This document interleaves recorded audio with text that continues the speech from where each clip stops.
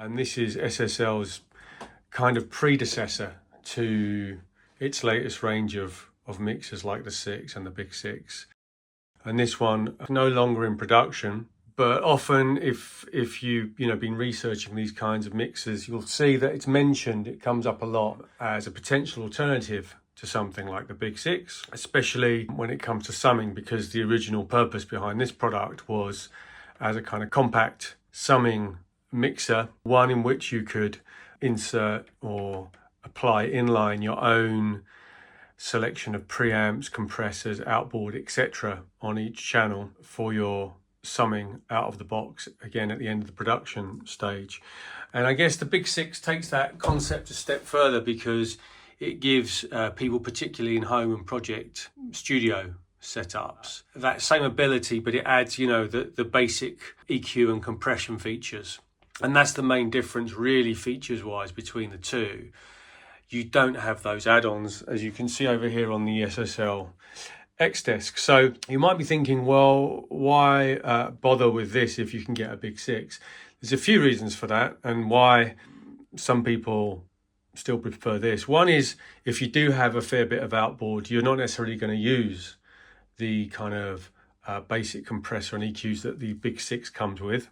So maybe you want a strip back console like this, but with the same kind of high quality. If you don't need preamps, and to be honest, I don't really, then you're saving yourself definitely some real estate and just simplifying your panel to really what you need. And on here is just the kind of input stage, gain up here, 2 effects sends, and then a Q, which is stereo, which you can use as another stereo effect send, or it has other purposes in terms of the routing within this mixer that allows you to do various things with it.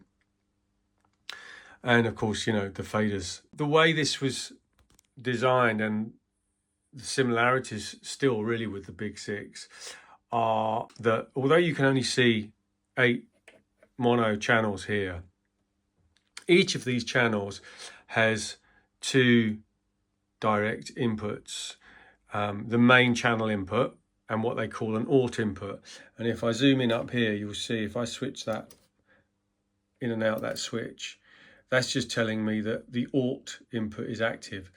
So in much the same way over here on the Big Six, you can have your inputs coming from the line in, or you can press these buttons from USB.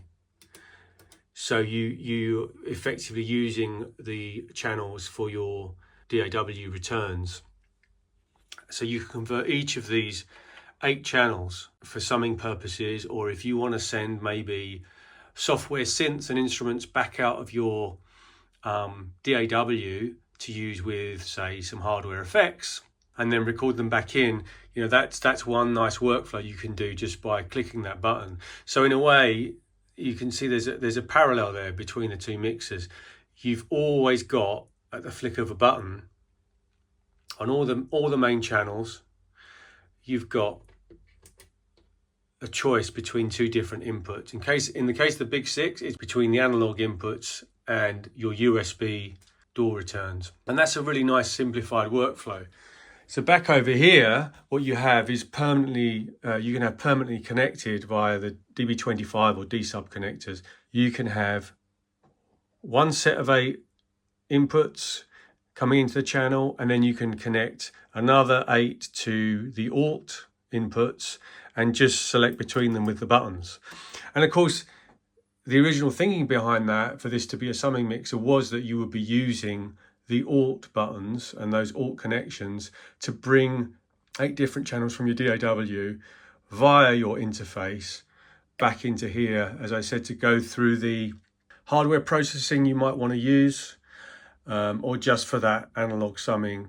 Another thing you can do in that scenario is add an insert to the master or main mix bus, which again, if you're familiar with the Big Six and if you've seen my other video, you can just by pressing that button there. But here's one thing, and the first thing really that the X-Desk does which the SSL Big Six doesn't. It has this sum button, and what that enables you to do is whatever you've inserted on the master bus, it sums the effect and the original signal. So you get, in effect, parallel processing. So if you're running a bus compressor or something like that here, you can merge the signals. And going back to these alt inputs, right, as I said, they're not hardwired, obviously, to the converters. In other words, if you don't want to use them as door returns, you don't have to. They're analog inputs at the end of the day. You can run anything you want in there. And so, for instance, one really handy thing, as you can see, the way I've kind of brought it in here is almost like a synth submixer, right? Because I've got more than 8 devices I want to bring into this. So I've got some hooked in through the alt, and then a flick of a switch. If I give you an example, so here on channel 1, if I switch in alt, I'm getting the Pro 3. If I use the main channel input, what I've got hooked up is this the TD3. So that's now coming through. And what if I want both? Well, actually, I can do both at the same time if I want, because the alt input, you can bring it in 2 different places. You can bring it in at the very start of the chain where it replaces the main channel input. If I want to hear both, then I bring the alt signal in at a different point, which is at the Q stage. So actually, if you want, you can leave the alts engaged on all the Qs of the channels, and you've now got effectively 16 inputs. You can choose whether you combine your 2 input sources on every channel and then controlling one through the main gain control and fader, and the other through the Q level control.